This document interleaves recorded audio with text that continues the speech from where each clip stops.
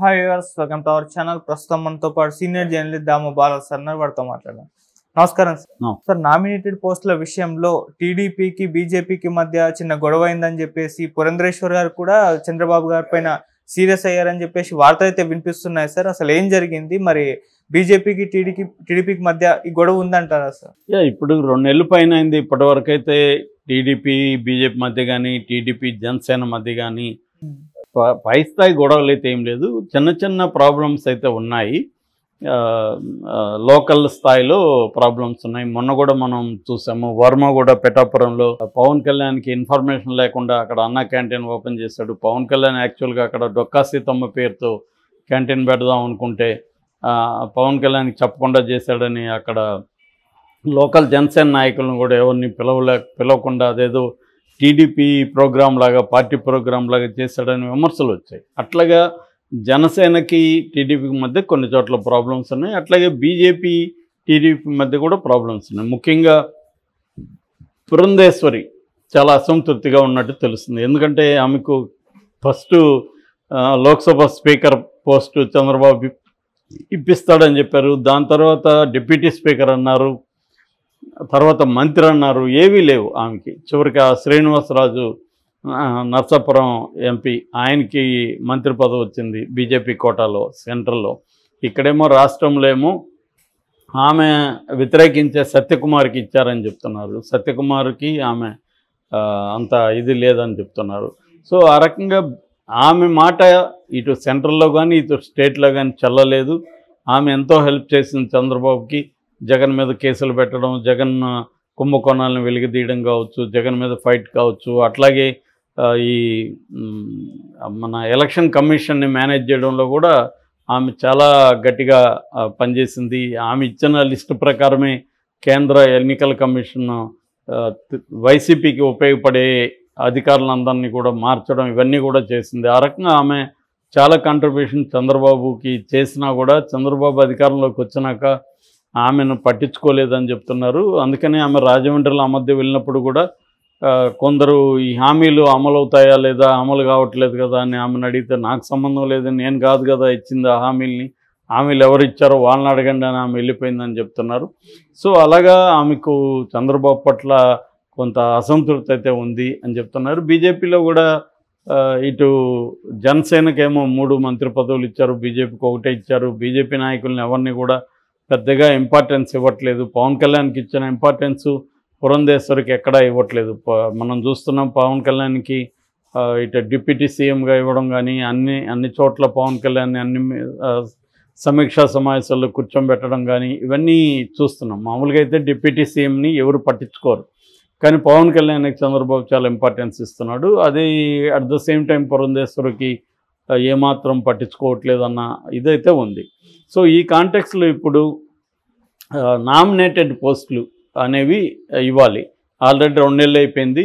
So Chandrababu 30 నుంచి 50% పోస్టులు ఇప్పుడు ఇచ్చేద్దాము, తర్వాత కొంత గ్యాప్ తీసుకొని మిగిలిన పోస్టులు అప్పుడు ఇద్దామనేది ప్లాన్ చేసుకున్నాడు. సో ఇప్పుడు ఇందులో 50% మొత్తం ఓవరాల్గా నామినేటెడ్ పోస్టులలో 50% తెలుగుదేశానికి, 30% జనసేనకు, మిగిలిన 20% బీజేపీకి ఇవ్వాలని చంద్రబాబు ప్లాన్ చేశాడని చెప్తున్నారు. అయితే బీజేపీ దానికి ఒప్పుకోకుండా మాకు ఇంకా ఎక్కువ కావాలి, మేము చాలా పనిచేస్తాం, మీ అసలు మోడీ అండలేకపోతే మీరు గెలిచేది కష్టమయ్యేది, సీఎం అయ్యేది కష్టమయ్యేది, అలాంటిది మమ్మల్ని పక్కన పెడితే మీరు మమ్మల్ని థర్డ్ దీంట్లోకి తీసేసి చేస్తే కరెక్ట్ కాదని వాళ్ళు అడుగుతున్నట్టుగా ఉన్నారు. దాంతో చంద్రబాబు ఇప్పుడు దీన్ని పోస్ట్పోన్ చేసేసాడు. ఇప్పటికిప్పుడు ఇవ్వడం కష్టమైపోతుందని చెప్పి పోస్ట్పోన్ చేసి దీన్ని అక్టోబర్లో చూద్దాం అన్నట్టుగా నెట్టేశాడని చెప్తున్నారు. నెక్స్ట్ మంత్ ఎండ్ కల్లా. అంటే ఇప్పటి వరకు బయటికైతే వీళ్ళ మధ్య ఇబ్బందులు ఏమీ కనిపించలేదు, కానీ లోపల ముఖ్యంగా పదవుల పంపకంలో ఇబ్బందులు ఉన్నాయి. ఎందుకంటే చంద్రబాబు ప్రాబ్లం ఏంటంటే ఆయన అనేక మందికి రకరకాల హామీలు ఇచ్చి చాలామంది సీనియర్లకు కూడా ఆయన ఎమ్మెల్యే టికెట్లు ఇవ్వలేదు. ఈసారి గెలుస్తారనుకున్న వాళ్ళకే ఇచ్చాడు. అందువల్ల వాళ్ళందరినీ ఇప్పుడు అకామిడేట్ చేయాల్సి ఉంది సీనియర్స్ అంతా. అట్లాగే లోకేష్ కోటరీ ఒకటి సపరేట్గా ఉంటుంది తెలుగుదేశంలో.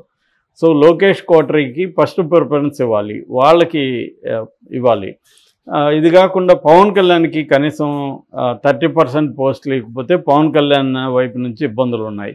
సో పవన్ కళ్యాణ్ కూడా డిమాండ్ చేస్తున్నాడు ఎందుకంటే 10 ఏళ్ళుగా పవన్ కళ్యాణ్ నమ్ముకొని జనసేన నమ్ముకొని ఉన్న నాయకులు వివిధ జిల్లాల్లో ఉన్నారు. వాళ్ళల్లో మేజర్గా పనిచేసిన వాళ్ళని అకామిడేట్ చేయాల్సిన అవసరం పవన్ కళ్యాణ్కి ఉంటుంది. సో అందువల్ల పవన్ కళ్యాణ్కి చేయాలి. అట్లాగే బీజేపీ కూడా అధికారంలో లేదు ఇప్పుడు, కాబట్టి బీజేపీ కోరుకుంటుంది. ఇలాగా వీళ్ళందరినీ అకామిడేట్ చేయడం అనేది చంద్రబాబు చాలా ప్రాబ్లం. ఇంకోవైపు వైసీపీ నుంచి కొంతమంది చేరారు, వాళ్ళకి ఎమ్మెల్యే టికెట్లు ఇవ్వలేకపోయాడు చంద్రబాబు. సో అలాంటి వాళ్ళని కొంతమందిని అకామిడేట్ చేయాలి. సో ఇలాంటి రకరకాల ఇష్యూలు ఉన్నాయి కాబట్టి నామినేటెడ్ పోస్టులు అనేవి బీజేపీకి ఎన్ని ఇవ్వాలి ఏంటనే దగ్గర క్లారిటీ అయితే రావట్లేదు. చంద్రబాబు అనుకున్నట్టు చేయడానికి ఇబ్బందులు ఎదురవుతున్నాయి. ఖచ్చితంగా పురంధేశ్వరి దీన్ని గట్టిగానే వ్యతిరేకిస్తుందని చెప్తుంది.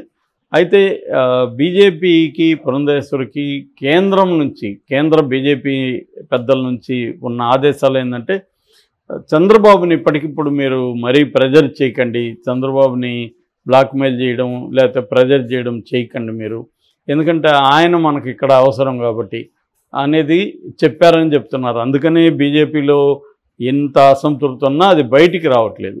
ఎందుకంటే రేపొద్దున వాళ్ళు కంట్రోల్ చేస్తున్నారు కేంద్రం నుంచి. కేంద్రంలో చంద్రబాబు రోల్ ఇంపార్టెంట్ కాబట్టి చంద్రబాబు కానీ విత్డ్రా చేసుకుంటే వాళ్ళకి ఇబ్బంది కాబట్టి చంద్రబాబుని హర్ట్ కాకుండా చూసుకోవడం వీలైన విషయాల్లో, మిగతా విషయాల్లో చంద్రబాబు ఎలాగో వాళ్ళ కంట్రోల్లోనే ఉన్నాడు. వాళ్ళని ధిక్కరించే పరిస్థితి ఏం చంద్రబాబుకి లేదు. అట్ ద సేమ్ టైం ఆయనకి అనేక సమస్యలు క్రియేట్ చేస్తే ఇబ్బంది అవుతుంది కాబట్టి ఎక్కడ కుదిరితే అక్కడ ఆయనకి సమస్య లేకుండా చూసుకోవడం అనేది ఇప్పుడు బీజేపీ పెద్దల వ్యూహంగా చెప్తున్నారు. సో ఈ కాంటెక్స్ట్లో చంద్రబాబు ఖచ్చితంగా ఇవన్నీ ఆయనకి ఇబ్బందులు ఉంటాయి. ఎందుకంటే ఏ కోయిలేషన్ ప్రభుత్వంలో అయినా ఇబ్బందులు ఉంటాయి. వాళ్ళకి రకరకాల పదవులు ఆశిస్తారు, అందరికీ పంచే అన్ని పదవులేమో ఉండవాడ. రెండోది తనను తెలుగుదేశాన్ని నమ్ముకున్న వాళ్ళకి న్యాయం చేయాలి. మళ్ళీ బీజేపీకి ఎక్కువ ఇస్తేమో ఇక్కడ తెలుగుదేశం వాళ్ళకి ఇబ్బంది. ఆల్రెడీ మనం చూస్తున్నాం మీడియాలో కూడా చాలామంది తెలుగుదేశానికి అనుకూలంగా రోజు అదే పనిగా మీడియాలో మాట్లాడిన అనలిస్టులు కావచ్చు, జర్నలిస్టులు కావచ్చు, కానీ వీళ్ళకి ఇచ్చే పరిస్థితి లేదు. అందుకని చంద్రబాబు తెలివిగా ఏం చేస్తుంటాడంటే తన మనుషుల్ని కొంతమందిని జనసేనలోకి బీజేపీలోకి పంపించి ఆ కోటాలో కూడా తన మనుషులకి ఇచ్చే టాక్టిక్స్ చంద్రబాబు ఎప్పటి నుంచో ఫాలో అవుతాడు. ఇట్లాంటి టాక్టిక్స్ ఇప్పుడు అదే చేస్తున్నాడు. అది చేస్తేమో బీజేపీలో ట్రెడిషనల్గా బీజేపీలో ఉన్న వాళ్ళకి కోపం వస్తుంది. మాకు ఇవ్వకుండా చంద్రబాబు ప్లాన్డ్గా వాళ్ళని ఇక్కడ ఇంప్లాంట్ చేసి వాళ్ళకి మళ్ళీ ఇస్తున్నాడు. సో ఇటువంటి ఇష్యూస్ రకరకాలు ఉన్నాయి. వీటిని అంతా సార్ట్అవుట్ చేయాలి. నాకు తెలిసి చంద్రబాబు సార్ట్అవుట్ చేయగలుగుతాడు. ఎందుకంటే బీజేపీ వాళ్ళు చంద్రబాబుని ఇక్కడ గట్టిగా ఓపెన్గా ధిక్కరించే పరిస్థితి అయితే లేదు. ఎందుకంటే అదేమీ ఇండిపెండెంట్ పార్టీ కాదు, అది కేంద్రం అధిష్టాన దీంట్లో పనిచేయాలి. అధిష్టానమేమో చంద్రబాబుకి వ్యతిరేకంగా మీరు గొడవలు ఇవన్నీ కూడా టెంపరీ ప్రాబ్లమ్స్ తప్ప ఇవేమీ పై స్థాయికి వెళ్ళి పెద్ద స్థాయిలో చంద్రబాబుని అఫెక్ట్ చేస్తాయని నేను అనుకోవట్లేదు. అదేదో బీజేపీకి చంద్రబాబు మధ్య గొడవలు వచ్చేసి ఇప్పటికిప్పుడు కూటమి ఇబ్బందుల్లోకి వెళ్తుంది అనేది జరిగే పరిస్థితి అయితే లేదు. కాకపోతే ప్రెజర్ అయితే పడుతుంది చంద్రబాబు మీద. ఈ పదవులు డిస్ట్రిబ్యూషన్ దగ్గర ఇబ్బందులు అయితే వస్తాయి. Okay sir, thank you so much.